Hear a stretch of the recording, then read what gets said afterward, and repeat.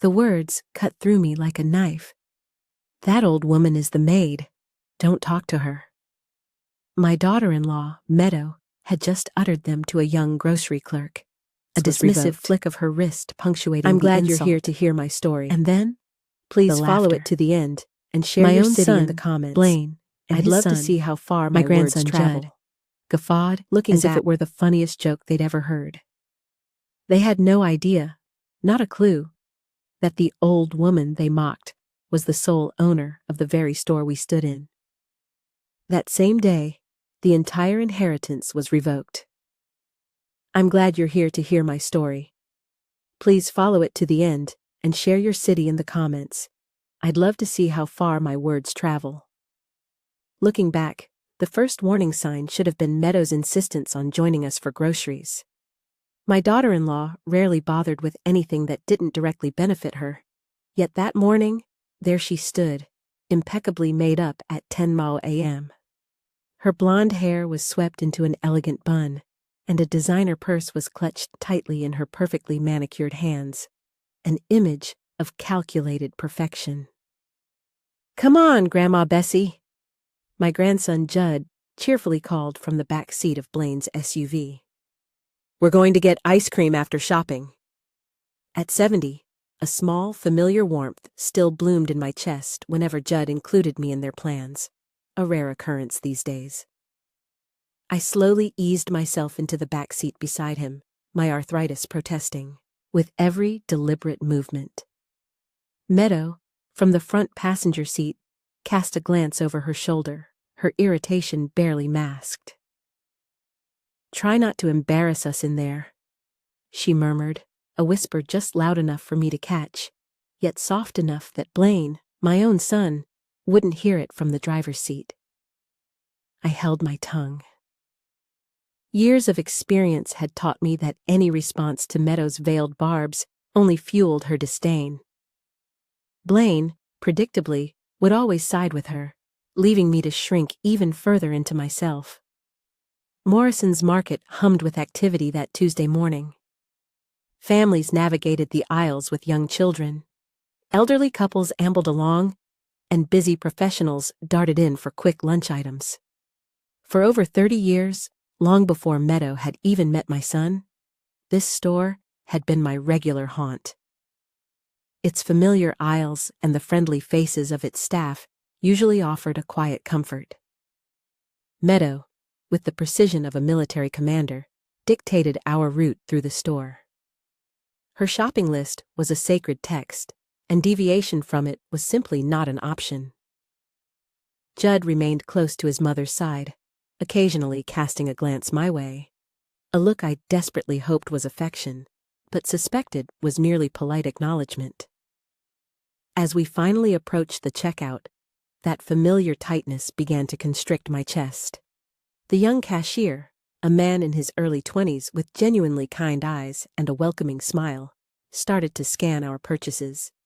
He looked up, his smile broadening as he addressed me directly. "Good morning, ma'am. How are you doing today?" Before I could even formulate a response, Meadow abruptly stepped between us.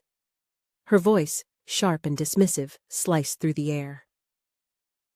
"This old woman is the maid. Don't talk to her." The words landed like a physical punch.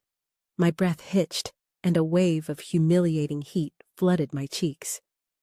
The young cashier's cheerful expression instantly evaporated, replaced by palpable confusion and discomfort as his gaze darted between Meadow and me. Yet, as devastating as Meadow's callous words were, what followed was an even deeper betrayal. Blaine, my own son, the child I had nurtured, loved, and sacrificed everything for, erupted into uproarious laughter. This wasn't a mere chuckle, nor a nervous giggle.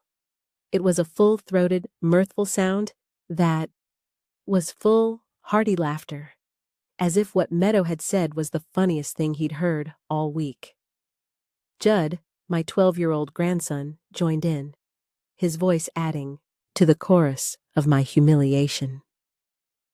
"Yeah, Grandma's like our servant," he chirped between giggles, clearly parroting something he'd overheard at home. I stood there, utterly frozen, my hands gripping the handle of my old purse so tightly, my knuckles turned white. The young cashier's expression shifted from confusion to something that looked suspiciously like pity, and that, somehow, was even worse. He stopped making eye contact with me entirely, directing all his comments and questions to Meadow, treating me as if I truly were invisible. "Paper or plastic?" he asked Meadow, his voice noticeably cooler than it had been moments before. "Plastic," she replied, a smug satisfaction in her tone, clearly pleased with how the interaction had played out. Other customers in line were staring now. Some looked uncomfortable, others seemed mildly amused by the family drama unfolding before them. I yearned to disappear, to simply melt into the floor and never face another human being again. Yet, the worst part wasn't even the public humiliation. It was the devastating realization that this was precisely how my own family saw me. Not as a mother, not as a grandmother, not even as a person worthy of basic respect. I was merely the help. I was something to be managed, controlled, and occasionally mocked for their entertainment. As we walked towards the car, Meadow linked her arm through Blaine's, chattering happily about dinner plans. Judd skipped ahead, already having forgotten about what had transpired. I followed behind them like the servant they had so readily painted me as, carrying their groceries and my profound shame in equal measure. The drive home was an agonizing torture. They discussed their weekend plans, a spa day for Meadow, a golf outing for Blaine, while I sat in the back seat, silent, still trying to process the enormity of what had happened. Nobody mentioned the ice cream we'd promised to get. Nobody asked if I was okay. When we arrived home, I mechanically carried the bags of groceries into the kitchen, I had become, while they dispersed to their various activities. But as I stood alone in that kitchen, a subtle, I put everything away. Shift began to stir, my mind numb with shock and hurt. This was my life. This was what I had become. But as I stood alone in that kitchen, a subtle yet profound shift began to stir deep inside me. For the first time in years, I started to question whether this was truly the life I deserved. That night, the silence in my small bedroom felt heavier than usual. I sat on the edge of my bed, still wearing the same clothes from our disastrous shopping trip, unable to summon the energy to change. The events at Morrison's Market replayed over and over in my mind like a broken record I couldn't turn off. "This old woman is the maid." Each time I remembered Meadow's words, they cut deeper. But it wasn't just her cruelty that haunted me. It was Blaine's laughter. My own son, the baby I'd held in my arms, the child I'd worked 3 jobs to support after his father left us, had laughed at my humiliation. I looked around my bedroom, truly looking at it for the first time in months. It was the smallest room in the house, barely big enough for a twin bed and a dresser. When Meadow moved in 5 years ago, she had sweetly suggested I take this room so they could have the master suite. "It makes more sense," she'd said, her smile never quite reaching her eyes. "We need more space for our things." I had agreed, of course.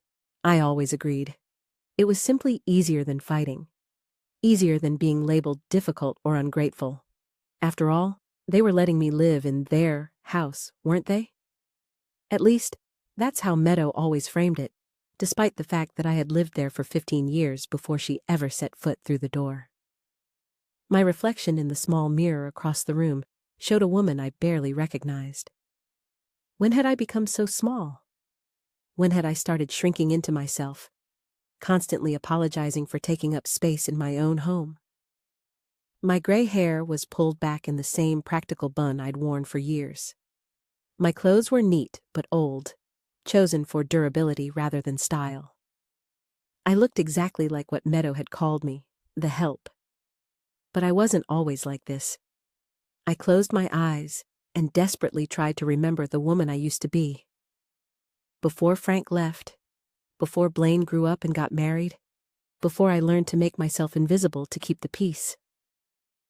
I used to run a small catering business right from this very kitchen. Nothing fancy, just home-cooked meals for local families and small events. But it was mine, and I was good at it too. People would specifically request my pot roast and my apple pie. I had loyal regulars who booked me months in advance for their dinner parties and family gatherings. That was before Meadow decided my business was embarrassing and inappropriate for someone of my age. She had subtly convinced Blaine that I needed to retire, that having strangers in and out of the house was dangerous. One by one, she found countless reasons why I couldn't take on new clients. Too much mess in the kitchen, too much noise, too much disruption to their perfect lives. Within a year of her moving in, my business was gone, and with it, my independence and my sense of purpose. I became exactly what she wanted me to be, the live-in babysitter and housekeeper who worked solely for room and board. But tonight, sitting in the oppressive darkness of my tiny room, I remembered something else entirely, something I had almost forgotten in my daily routine of cooking, cleaning, and staying meticulously out of their way. I walked to my closet and pushed aside the old coats and dresses I rarely wore anymore. Behind them, pushed far to the back, was a small safe I'd installed years ago. My hands trembled slightly as I entered the combination. The numbers represented the exact date Frank had left us. Some people might have found it painful to use that date, but for me, it symbolized survival. Inside the safe were documents Meadow and Blaine knew absolutely nothing about. Bank statements, investment records, property deeds. After Frank left, I had been terrified of being financially vulnerable again.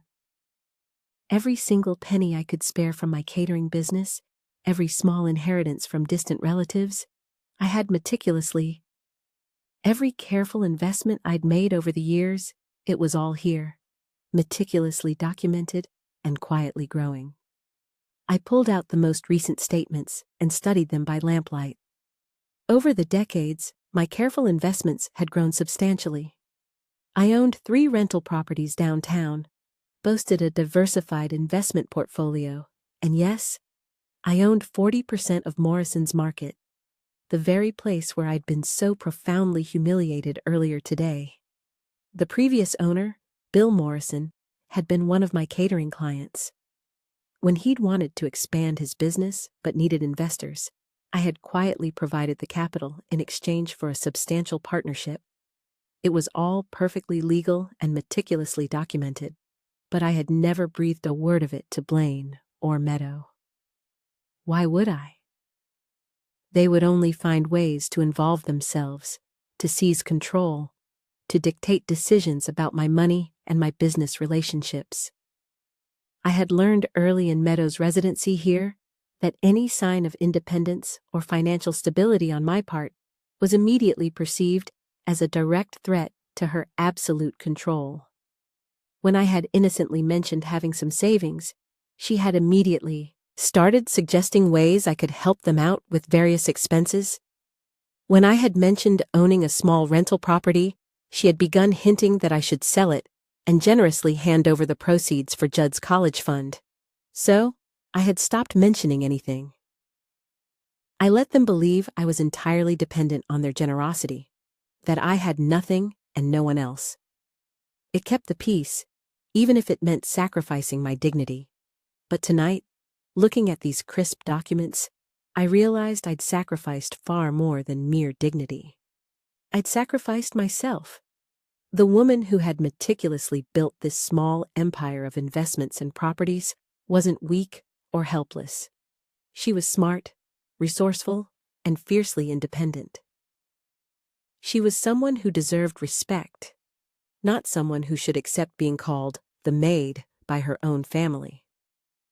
I carefully returned the documents to the safe, but I didn't close it immediately. Tomorrow, I would make some phone calls. I would visit some offices I hadn't been to in far too long. I would start remembering who I truly was beneath all these years of trying to be what they wanted me to be. As I finally changed into my nightgown and prepared for bed, I caught my reflection in the mirror again. This time, I didn't see a victim. I saw a woman who had been playing a role for so long, she'd forgotten it was just an act. But every performance, eventually, had to end. 3 days after the grocery store incident, I was returning from my afternoon walk when I heard voices echoing from the living room. The front door was slightly ajar, and Meadow's distinctive, high-pitched laugh carried clearly through the house. She was entertaining again, which meant I was expected to make myself scarce until her guests departed. I was about to head discreetly to my room when I heard my name mentioned. Something in the tone, a particular sneer, made me freeze at the bottom of the stairs, my hand gripping the banister. Honestly, I don't know how much longer I can stand having her around, Meadow was saying, her voice carrying that particular edge it got when she thought she was being clever. She shuffles around here like some kind of ghost, always underfoot. Can't you just put her in a home? This was a voice I didn't recognize, one of Meadow's newer friends from her book club. Meadow's laugh was sharp and calculating. Oh, believe me, I've looked into it, but Blaine gets all sentimental whenever I bring it up. Says, we can't just abandon his poor old mother. Her voice dripped with mock sympathy. What he doesn't understand is that she's the one abandoning us by being such a burden. My legs felt suddenly weak. I pressed myself against the wall, hidden from their view, but close enough to hear every damning word. Besides, Meadow continued, her tone dropping conspiratorially, we're waiting for the inheritance situation to resolve itself, if you know what I mean. Blaine thinks she might have some savings tucked away. Maybe a small life insurance policy. It would be stupid to move her out before we know what we're dealing with. Another voice chimed in, this one belonging to Sandra, a woman I'd met several times at family gatherings. How much longer can it be, really? She's what, 70? And she looks older. That's the problem, Meadow sighed dramatically. She's healthier than she looks. Could live another 10 years for all we know. Meanwhile, I'm stuck playing nursemaid to someone who contributes absolutely nothing to this household. The casual, chilling cruelty of it stole my breath. I had known Meadow didn't like me, but hearing her discuss my death like a business transaction was something I was entirely unprepared for. What does she even do all day? Sandra asked. Oh, she keeps busy, Meadow said with bitter amusement. Cooking, cleaning, watching Judd when we need her to. Free labor. Basically, I suppose there are some benefits to having her around, but honestly, the negatives far outweigh the positives at this point. I heard footsteps and quickly realized someone was coming toward the kitchen. I slipped quietly up the stairs, my heart pounding so hard I was sure they could hear it downstairs. Once safely in my room, I sat heavily on my bed, trying to process the horrifying conversation I'd just overheard. They weren't hoping I'd live a long, healthy life surrounded by family who loved me.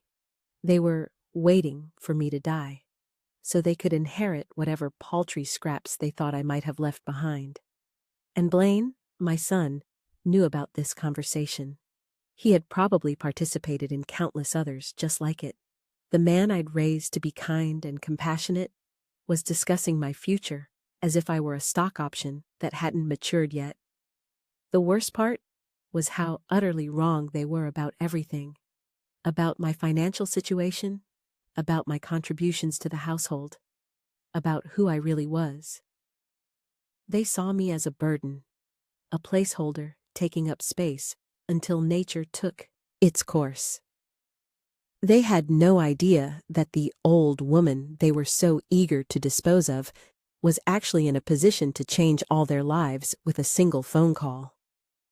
Later that evening, after Meadow's friends had left and the house had settled into its usual quiet routine, I made dinner as I always did. Always. Blaine ate without looking up from his phone. Meadow picked at her food while scrolling through social media, and Judd wolfed down his meal before disappearing upstairs to play video games. "This chicken is a little dry," Meadow commented, not quite looking at me. "Maybe use less seasoning next time." I nodded silently. Though the chicken was perfectly moist and seasoned exactly the way I'd been making it for decades, Meadow's criticism had nothing to do with the food and everything to do with establishing dominance. It was her way of reminding me of my place in the hierarchy. As I cleared the dishes, I listened to them discuss their weekend plans. A wine tasting for Meadow and her friends, a fishing trip for Blaine. Judd would stay with me, of course, which meant I'd spend my weekend entertaining a 12-year-old while they enjoyed their leisure time. "Mom," Blaine said suddenly, the first time he'd addressed me directly all evening. "Meadow and I have been talking about getting the house painted this spring. We'll need you to pack up your room so the painters can get in there." It wasn't a request. It was an instruction, thinly disguised as information. "Of course," I replied automatically. "Whatever you need." Meadow smiled with satisfaction, clearly pleased with my compliance. "It shouldn't take more than a day or two. You can sleep on the couch in the basement while they're working." The basement couch was old and uncomfortable, with a spring that perpetually poked through the cushions. They knew this, of course. It was just another small humiliation, another reminder that my comfort didn't matter. After they'd gone to bed, I sat alone in the quiet kitchen, staring at the clean dishes I'd just put away. For years, I told myself that family was worth any sacrifice, that love meant accepting whatever treatment I received without complaint. But what I'd heard today wasn't love. It wasn't even basic human decency. I thought about my investments, about the properties I owned, about the partnership in Morrison's Market, the very place where they had humiliated me. I thought about the bank accounts they knew nothing about, and the independence I'd been hiding, like a shameful secret. Maybe it was time to stop hiding? Maybe it was time to remind everyone, including myself, exactly who Bessie truly was underneath all this careful pretense. Maybe it was time to take my power back. The next morning, I woke with a clarity I hadn't felt in years. While Meadow and Blaine slept in, and Judd was still getting ready for school, I quietly left the house and walked the 6 blocks downtown. My first stop was Morrison's Market. Walking through those familiar aisles felt entirely different now. Instead of the crushing shame from my recent humiliation, I felt something else, a quiet sense of ownership. This was partially my store. These shelves, these employees, this entire operation existed partly because of my investment and faith in Bill Morrison's vision all those years ago. I found Bill in his office, tucked behind the customer service counter, bent over invoices and looking every bit of his 68 years. When he saw me, his weathered face broke into a genuine smile. "Bessie, what brings you by so early?" I settled into the chair across from his desk, feeling more comfortable than I had in months. "I wanted to discuss our partnership, Bill. It's been a while since we've talked business." His expression grew more serious. "Everything all right? You sound different." "I'm thinking it might be time for me to take a more active role in operations," I said carefully. "I've been too hands-off for too long." Bill leaned back in his chair, studying me with interest. "What kind of active role are you thinking?" "I'd like to review our staffing policies, particularly regarding customer service training, and I think it's time I had an office here, somewhere I can oversee day-to-day operations." We spent the next hour going over financials, discussing operational changes, and planning my transition from silent partner to active business owner. Bill was enthusiastic about my involvement, admitting that he'd been hoping I'd want to take on more responsibility as he approached retirement age. "There's something else," I said as our meeting wound down. "I may need to make some changes to my will and business succession plans. Can you recommend an attorney who specializes in estate planning?" Bill's eyes sharpened with understanding. He'd known me long enough to read between the lines. "Sarah Mitchell. She's handled everything for my family. Discreet, thorough, and she doesn't judge anyone's family situations." My next stop was Sarah Mitchell's office. The attorney was a sharp woman in her 50s, who listened without interruption as I explained my situation. When I finished, she was quiet for a long moment. "How long has your family been treating you this way?" she asked finally. "It's gotten progressively worse over the past 5 years since my daughter-in-law moved in," I admitted. "But honestly, I think I've been enabling it by not standing up for myself." Sarah nodded thoughtfully. "What you're describing sounds like financial abuse. Even if they don't realize the full extent of your assets, the fact that they're making decisions about your living situation and future care without your input is concerning." She pulled out a legal pad and began taking notes. "Let's start with your current will. Who are your beneficiaries?" "Blaine, my son, is the primary beneficiary. I have a smaller bequest for my grandson Judd and some charitable donations." "And you want to change this?" I took a deep breath. "I want to remove Blaine entirely. I want to set up a trust for Judd that he can access when he turns 25, assuming he maintains a relationship with me based on respect, not obligation.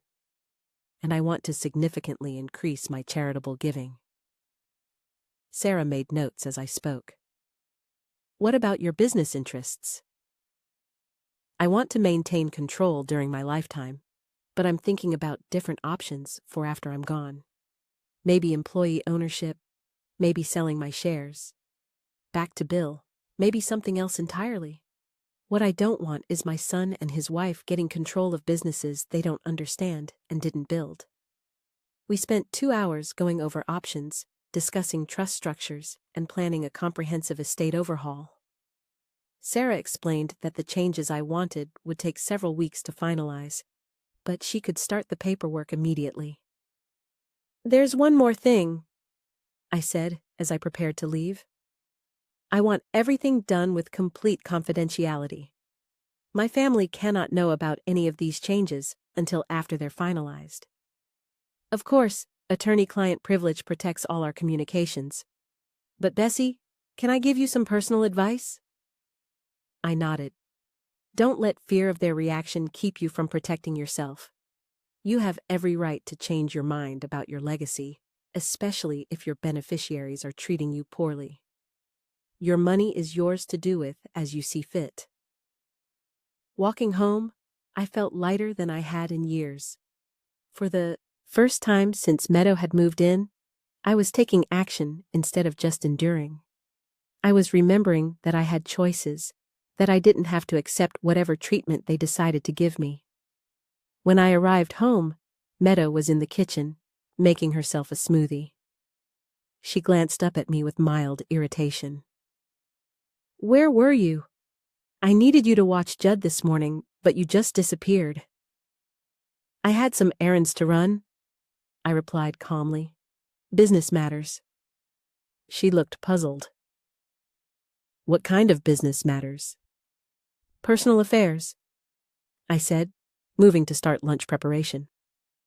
Meadow's frown deepened. "What personal affairs?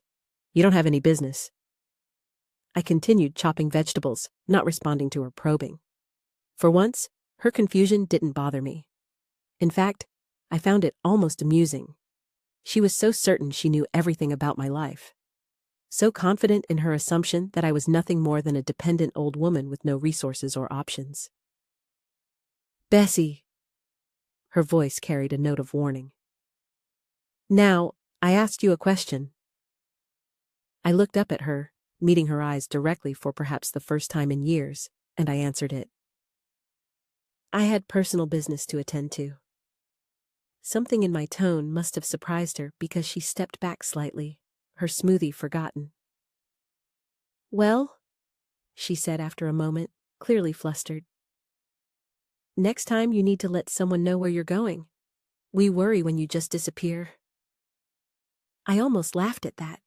The woman who'd spent yesterday afternoon discussing my death with her friends was suddenly concerned about my whereabouts. "I'll keep that in mind," I said, returning to my vegetables. As I prepared lunch, I thought about the documents Sarah would be drawing up, about the new office I'd soon have at Morrison's Market, about all the profound changes that were coming.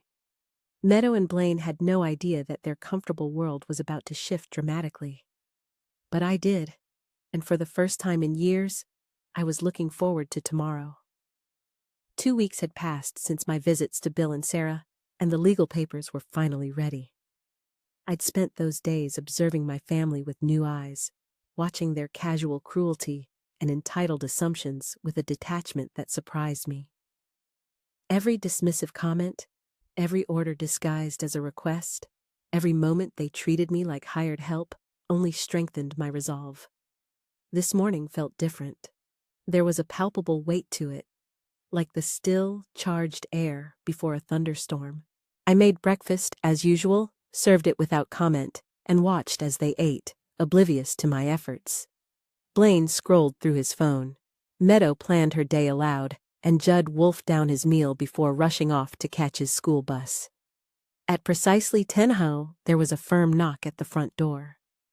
Meadow looked up from her magazine with annoyance. "Are you expecting someone?"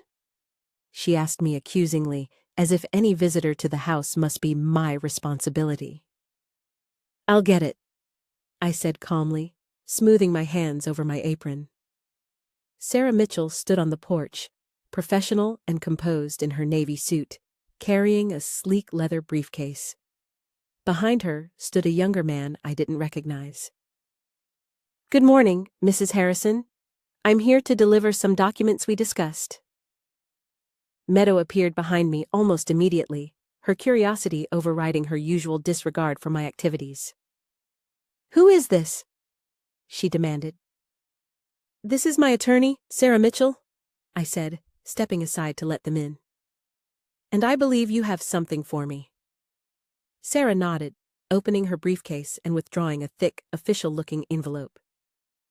"The documents you requested, all properly executed and filed, and this is James Morrison, Bill Morrison's son, and the attorney handling the business transfer paperwork." "Business transfer?" Meadow's voice had risen an octave, tinged with a sudden sharp note of apprehension. "What business transfer?" I took the envelope from Sarah, feeling its substantial weight in my hands. Years of careful planning, decades of quiet investments, and a lifetime of underestimation had all converged to this singular moment. "Perhaps we should all sit down," I suggested, leading them towards the living room. Blaine emerged from the kitchen, drawn by the unusual activity. His face showed a growing confusion as he took in the two attorneys, the formal atmosphere, and his mother holding such official-looking documents. "Mom, what's going on?" he asked, settling onto the couch next to Meadow. I remained standing, the unopened envelope still clutched in my hands. "I thought it was time you both knew the truth about our family's financial situation." Meadow's eyes narrowed, a flicker of suspicion crossing her features. "What are you talking about?" "3 weeks ago, you called me the maid in front of strangers," I said quietly, my voice steady despite the tremor in my soul. "You laughed when the cashier treated me with disrespect. You've spent years making me feel like a burden, like someone whose only value was in the unpaid labor I provided." "Mom?" Blaine started, but I held up my hand, stopping him cold. "Let me finish. Last week, I overheard you discussing my death with your friends, Meadow, talking about how much longer you'd have to deal with me and speculating about what little inheritance I might leave behind." Meadow's face flushed crimson. "You were eavesdropping in my own home," she sputtered, indignation rising in her voice. "Yes, I was," I interrupted, my voice steady, unwavering. "And what I heard made me realize that you have no idea who I actually am." I opened the envelope and pulled out the first document. "This is a notification that I've removed both of you from my will. Judd will receive a trust fund when he turns 25, assuming he can learn to treat me with basic human decency. Everything else goes to charity." The color drained from Blaine's face. "Mom, you can't be serious. We're family." "Family doesn't treat each other the way you've treated me," I said firmly, my gaze locking onto his. "But that's not the most important thing you need to know." James Morrison stepped forward, opening his own briefcase. "Mrs. Harrison, should I proceed with the disclosure?" I nodded, feeling a strange, quiet calm settle over me. "Tell them about Morrison's Market first." "Mrs. Harrison owns 40% of Morrison's Market," James announced matter-of-factly, his voice devoid of emotion. "She's been a silent partner for 15 years, and as of yesterday, has assumed active management duties." Meadow's mouth fell open, her eyes wide with disbelief. "That's impossible. She doesn't have any money." "She also owns controlling interests in 3 other grocery stores in the county," James continued, unfazed. 4 rental properties downtown, and a successful property management company that oversees 12 commercial buildings. The silence in the room was deafening, thick with unspoken shock. I watched as the reality of my words sank in, as years of their entitled assumptions crumbled before their very eyes. "How much?" Blaine whispered, his voice barely audible. "How much are we talking about?" Sarah consulted her notes, her expression cool and professional. "Liquid assets, business holdings, and real estate portfolio combined. A conservative estimate is $47 million. Meadow made a sound like she'd been punched in the stomach. She gripped the arm of the couch, her perfectly manicured nails digging into the fabric. $47 million? She repeated numbly. "You've had $47 million this entire time?" "I've had the foundation for it," I corrected, my voice gaining strength. "I built it piece by piece, investment by investment, while you treated me like hired help. While you discussed putting me in the cheapest nursing home you could find. While you waited for me to die so you could inherit my little nest egg." Blaine stood up abruptly, pacing to the window. "Why didn't you tell us? Why did you let us think—" "Think what?" I asked sharply, cutting him off. "That you were doing me a favor by letting me live in this house? That I should be grateful for your scraps of attention and occasional kindness?" "We would have treated you differently if we'd known," Meadow said desperately, her composure finally shattering. "Exactly," I replied. "You would have treated me differently because of my money, not because I'm a human being who deserves respect. That tells me everything I need to know about your character." Sarah cleared her throat professionally, drawing their attention. "There's one more thing. Mrs. Harrison has also purchased this house from you, Mr. Harrison. Your mortgage was transferred to her company yesterday. You have 30 days to find alternative living arrangements." The words hung in the air, final and irrevocable. Their faces, once filled with casual disdain, were now a mask of utter devastation. My performance was over. The devastation on their faces was complete now. Blaine sat down heavily, his head in his hands, utterly defeated. Meadow stared at me with something approaching horror, as if I'd suddenly revealed myself to be a stranger. "You can't do this," she whispered, her voice reedy. "This is our home, Judd's home." "This was my home first," I said calmly, my voice steady and unwavering. "I've lived here for 22 years. You've lived here for 5, and in those 5 years, you've made it clear that my presence here is unwelcome." I gathered the documents back into their envelope, feeling lighter with each passing moment. The attorneys will handle all the details. I'll be staying at a hotel downtown until I finalize my other arrangements. As I walked toward the stairs to pack my things, Blaine called after me, his voice breaking, laced with genuine desperation. "Mom, please! We can work this out. We can change." I paused at the bottom of the stairs, not turning around, not giving them the satisfaction of seeing my face.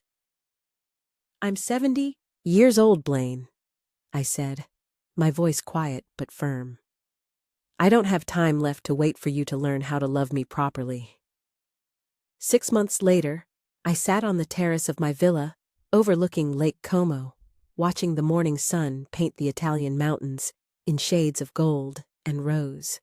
The espresso in my delicate porcelain cup was perfect, prepared by Elena, my housekeeper, who treated me with the kind of natural respect I'd almost forgotten existed. The transition hadn't been immediate. After leaving Blaine and Meadow's house that day, I'd spent 3 weeks in a downtown hotel while Sarah and her team conducted a complete audit of my assets. The final tally had been staggering, even to me. $50 million, 50 years of careful investing, quiet business dealings, and compound growth had created wealth I'd never fully calculated. I'd profoundly underestimated my own success. With Sarah's help, I'd liquidated several properties, consolidated my investments, and structured my finances for international living. The grocery stores were sold to my employees through a generous buyout program, ensuring their livelihoods. The rental properties went to a management company with instructions to keep rents affordable for working families. I kept only what I needed for a comfortable life, far away from the people who'd made me feel small. Choosing Italy hadn't been difficult. I'd always dreamed of seeing the world, but those dreams had been set aside for more practical concerns. Now, with unlimited time and resources, I could finally live the life I'd deferred for decades. The villa was perfect, not ostentatious, but elegant. 3 bedrooms, each with French doors opening onto gardens that spilled down toward the lake. A library filled with books I actually had time to read. A kitchen where I cooked because I enjoyed it, not because anyone expected it of me. Elena knocked softly on the terrace door, carrying the cordless phone. "Signora Bessie, there is a call from America, a young man named Judd." My grandson had called every week since I'd left. At first angry and confused, then gradually more thoughtful as time passed. Our conversations had evolved from accusations to curiosity, to something approaching understanding. "Grandma?" His voice was deeper now, changing with adolescence. "How are you?" "I'm wonderful, sweetheart. How are things at home?" There was a pause. "Different. Mom and Dad are getting divorced. Mom moved out last month." I wasn't surprised. Without the fantasy of a substantial inheritance holding them together, their marriage had no foundation. Meadow had likely moved on to find another target for her manipulations. "Are you okay?" I asked gently. "Yeah, I think so. Dad's been asking about you a lot. He wants to call you." "And what do you think about that?" Another pause, longer this time. "I think he's finally figuring out that he messed up really bad. But I also think he's only sorry because he found out about your money." The wisdom in his words surprised me. At 13, Judd was developing the kind of emotional intelligence his parents had never possessed. "What about you?" I asked. "Are you sorry about the money? Or are you sorry about how we treated each other?" "I'm sorry I laughed at you that day in the store," he said quietly. "I knew it was wrong when I did it, but I wanted Mom and Dad to think I was funny. That was stupid." My throat tightened with emotion. "Thank you for saying that. It means more to me than you know. Grandma, could I maybe come visit you sometime? Not because of the money or anything. Just because I miss you." I smiled, looking out over the pristine lake where a small boat was cutting through the morning calm. "I would love that, but only when you're old enough to travel alone, and only if you want to come for the right reasons." "I do. I want to see where you live now. Dad showed me pictures online. It looks beautiful." After we hung up, I sat quietly with my thoughts. Judd was the one good thing to come out of my years with Blaine and Meadow. He was young enough to learn, to grow, to become better than his parents. Maybe there was hope for at least one relationship to be salvaged from the wreckage. Blaine had tried calling numerous times, but I'd refused to take his calls. His messages, relayed through Judd, were variations on the same theme. He was sorry. He'd changed. He wanted to make things right. But I'd heard similar promises before, usually when he needed something. This time, the need was just bigger. Elena appeared again, this time carrying a silver tray with fresh fruit and the morning mail. Among the letters was one with familiar handwriting. Meadow's looping script was unmistakable. I almost threw it away unopened, but curiosity won. Inside were 3 pages of alternating threats and pleas. She demanded I help her with her legal fees for the divorce. She threatened to prevent me from seeing Judd. She promised to change if I'd reconsider my will. She accused me of destroying their family out of spite. I folded the letter carefully and carried it to the stone fireplace in my sitting room. The flames consumed it quickly, leaving nothing but ash and the faint smell of smoke. Some bridges weren't meant to be rebuilt. That afternoon, I walked through the village market, practicing my growing Italian vocabulary with the vendors who'd become my friends. Signora Martinez, who sold the most beautiful flowers I'd ever seen, insisted on giving me extra roses for my dining room table. Beppe, the baker, saved the best loaves of bread for my weekly visits. These people knew nothing about my money or my past. They simply enjoyed my company, and I enjoyed theirs. This was what family should feel like. Warm, welcoming, uncomplicated by hidden agendas or unspoken resentments. That evening, I called my financial advisor in New York to discuss my latest charitable contributions. A foundation for elderly people experiencing family neglect, scholarships for single mothers starting their own businesses, a fund to help people escape toxic family situations. My money was finally being used for something meaningful, something that reflected my values rather than enabling people who'd never learned to value me.